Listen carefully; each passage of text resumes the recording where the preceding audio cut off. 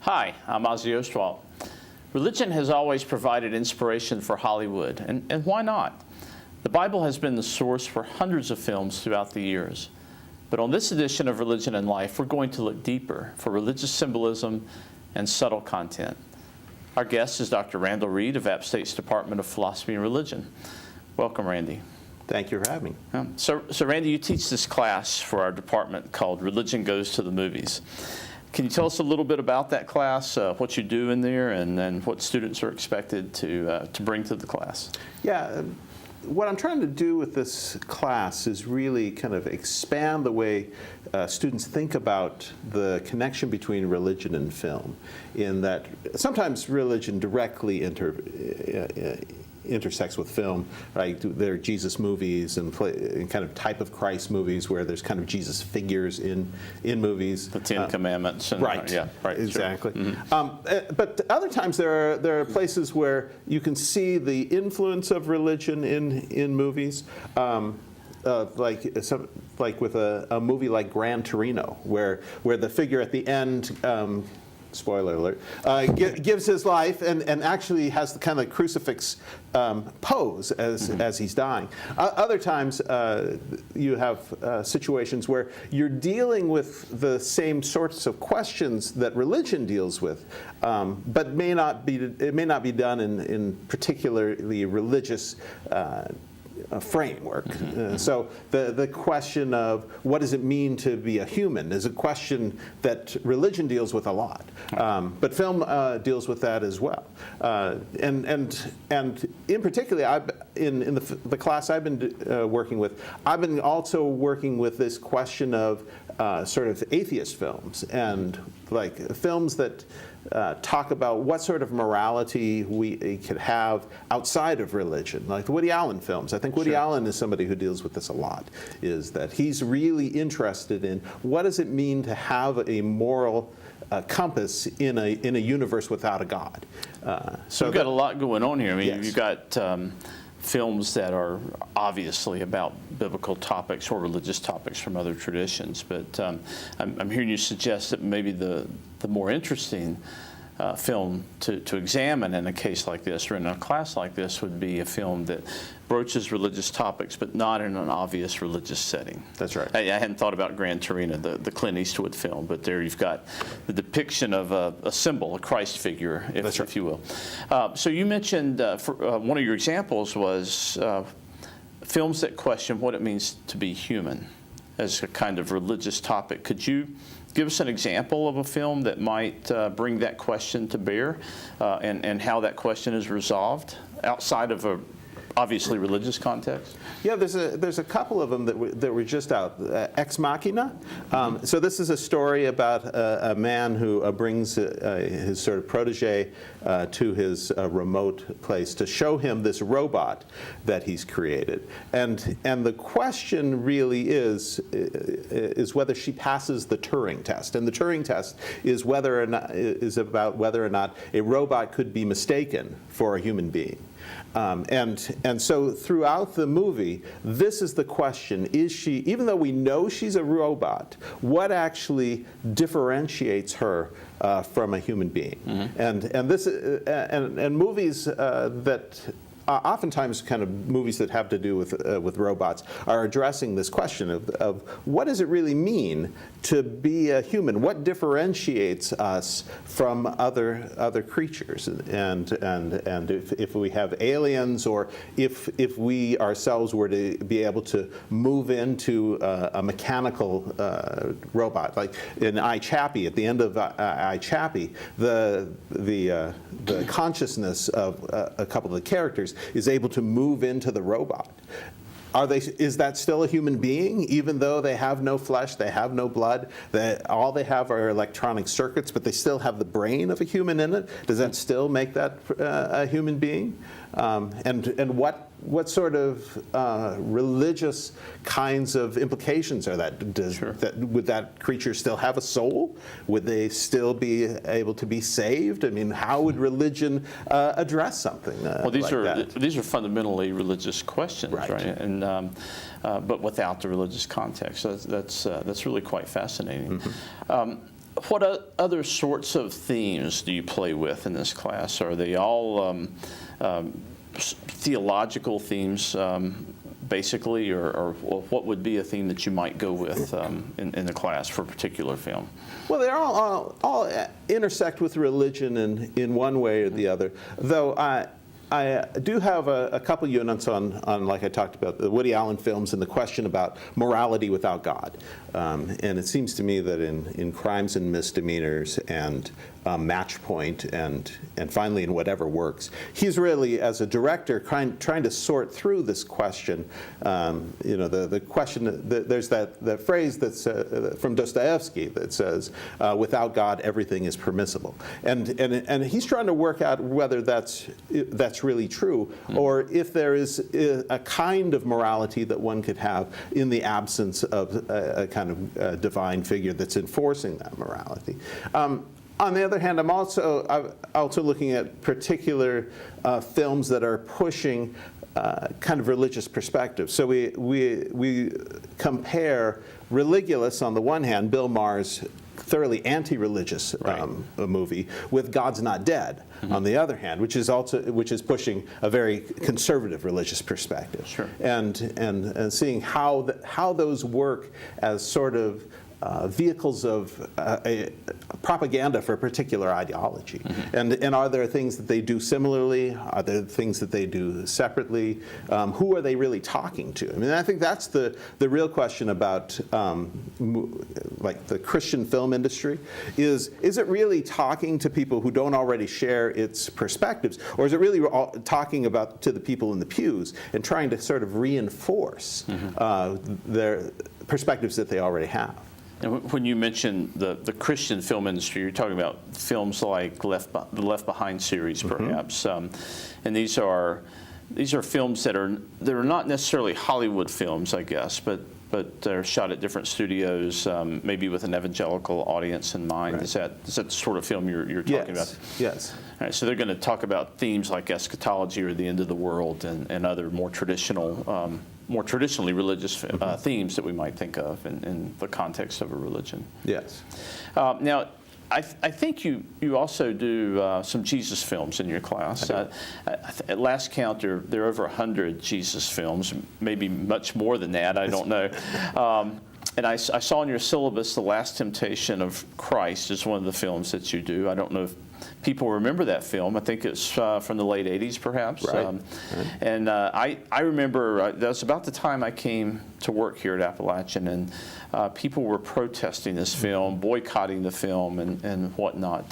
Could you give us an idea of what is so controversial about that Jesus film and what sparked such a depth of feeling among people? Yeah, I mean, I have to say that I was in Los Angeles when Last Temptation came out, and even in the hub of Hollywood and moral degeneracy that Los Angeles might be, I was still walking through protesters to get to see Last Temptation, and it was only being shown in one theater in downtown, and it was something else. I think there were towns that passed ordinances that against showing the film and was not allowed to be shown everywhere. Yeah, that's right. Okay, I'm sorry I interrupted you. Go ahead. So I think the thing about Last Temptation that was so controversial is a couple of things.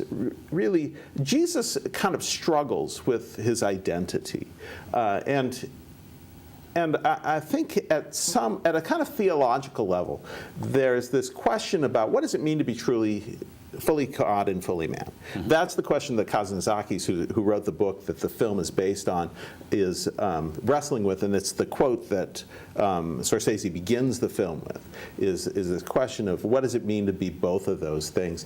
And in the film, Jesus is just unsure. He's got this unique relationship with God, but it's painful for him in some ways. And he talks about having his own sin, and ultimately I think the thing that really threw people over the edge was there is a dream sequence that happens at the end of the movie in which Jesus actually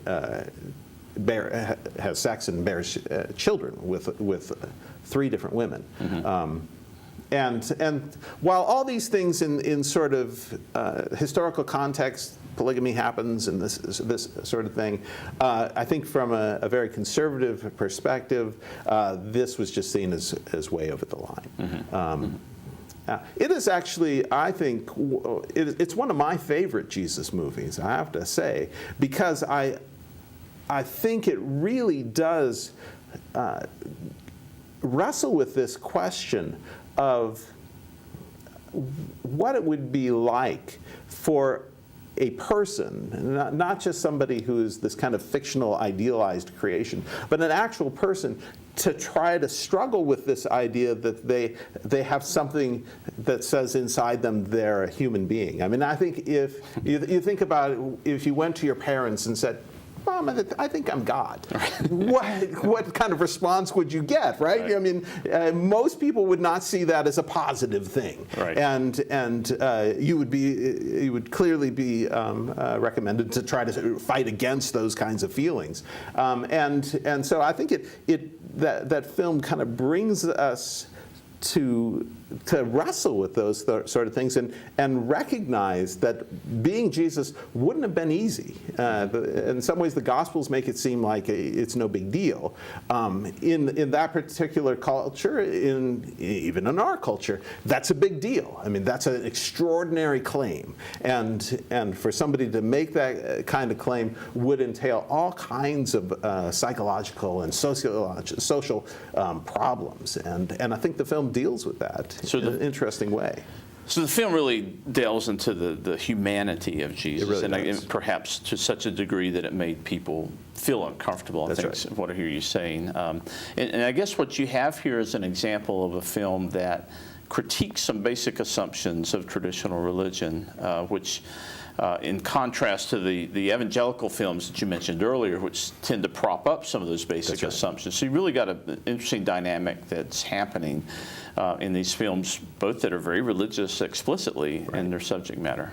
And the thing about Last Temptation is it's actually a fairly orthodox movie. I mean, in the end, Jesus is the Messiah. He dies on the cross, and so when he says on the cross, it's accomplished, or usually it is finished.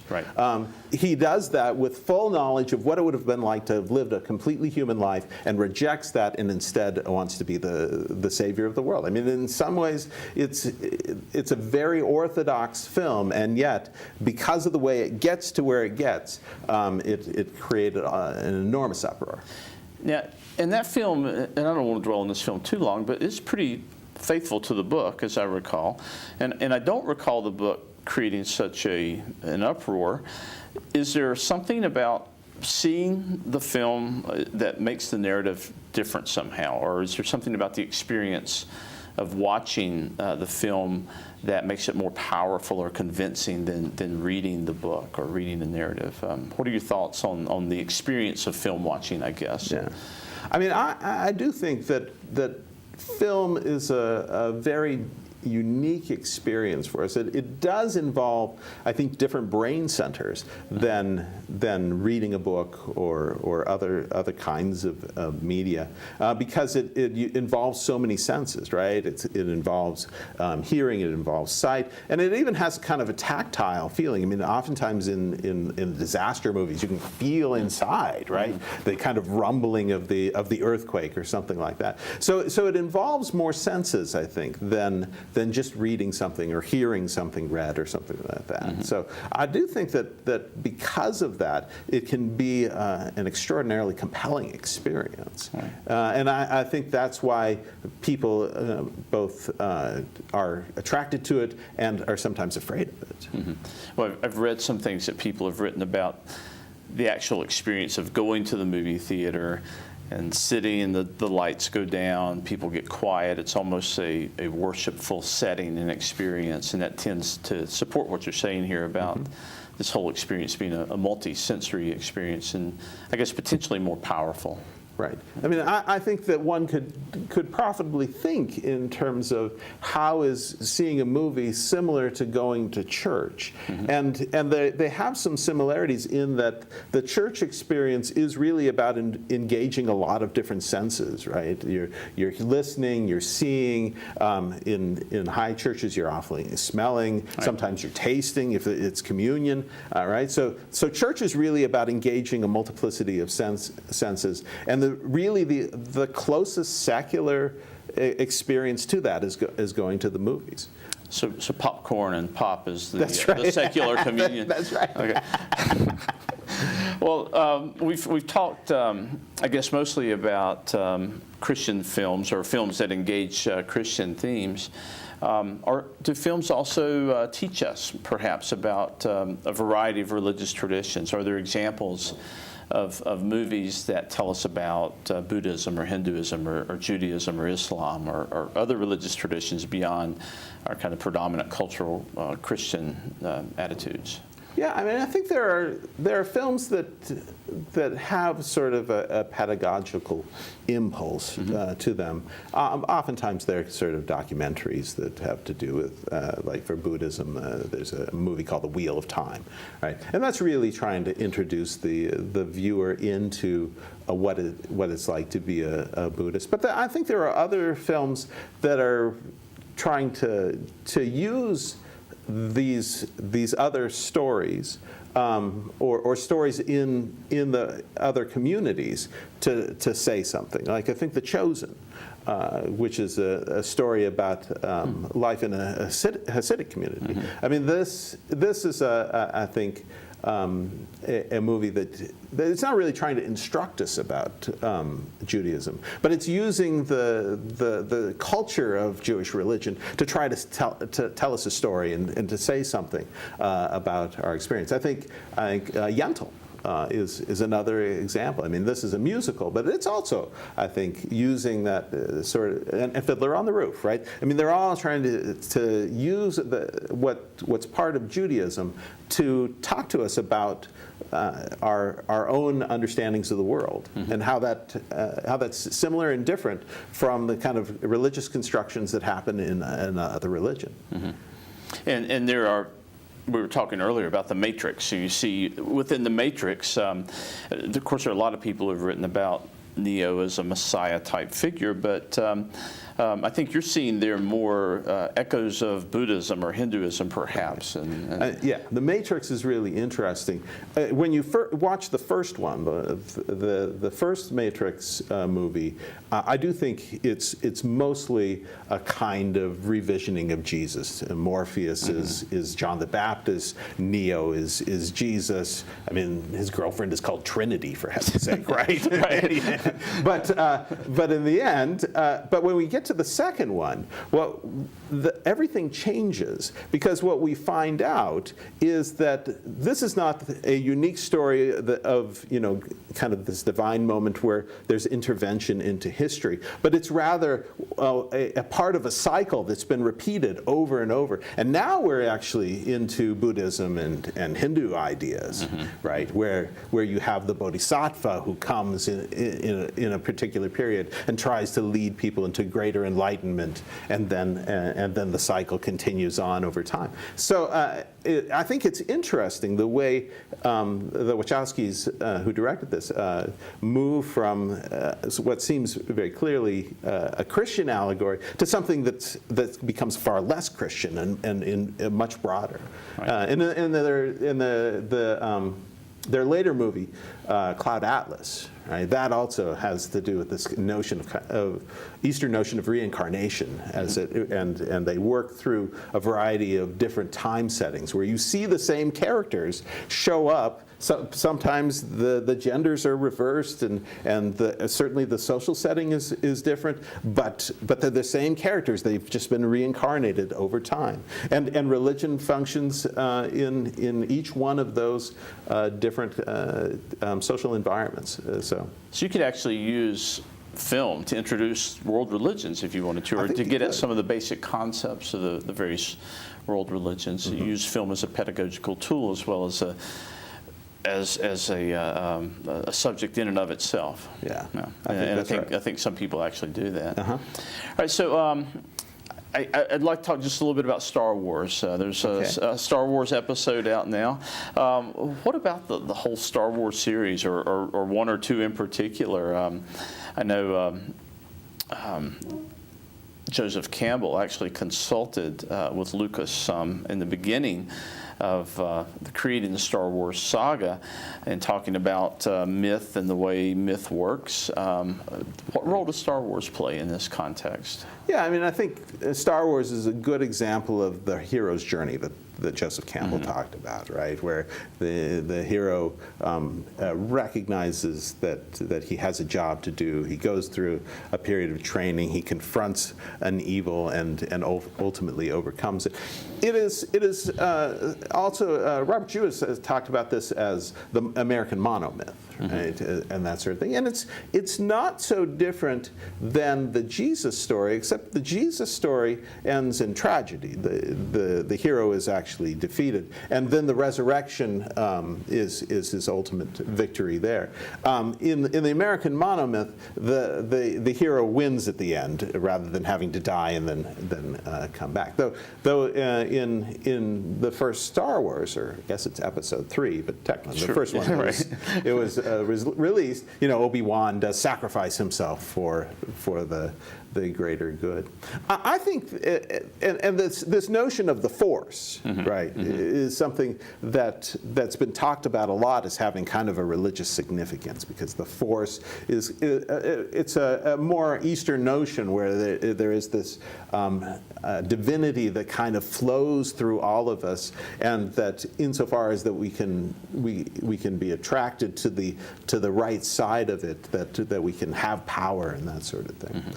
I think it's interesting, particularly when you compare the first set with the later set, the prequels of episodes 1, 2, and 3, where the Force ceases to become this all-present power that is in all of creation and one can just access, and actually becomes sort of a genetic anomaly. With the metachlorians, right? So in those first three, all of a sudden it's about you're born with the Force, with these chemicals of metachlorians, and if you have enough of them, you have the strength of the Force. So it ceases to become kind of this religious notion that it is in the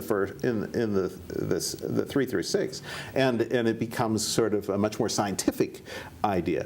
I think that's interesting, because oftentimes a film responds to its social environment, its cultural environment, so that as the clash between science and religion becomes so much stronger in the late 80s and 90s, right? And they have the rise of the Christian right, and all this question about should we be teaching evolution in schools, and there becomes this real kind of divide between science and religion, and so that this notion that in the late 70s was just fine, that this could be just something that's out there, suddenly moves to a much more scientific thing where we can actually test for this.